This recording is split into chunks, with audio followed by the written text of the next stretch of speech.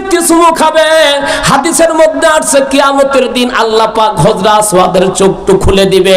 আল্লাহ পাক হযরত আসওয়াদকে একটা জবান দিবে।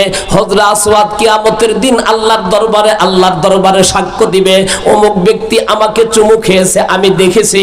অমুক ব্যক্তি আমাকে চুমু খেয়েছে, আমি জবান দিয়ে সাক্ষ্য দিতেছি। এবার হযরত আসওয়াদ আল্লাহ পাকের কাছে তার জান্নাতের সুপারিশ করতে থাকবে। জোরে বলুন না সুবহানাল্লাহ।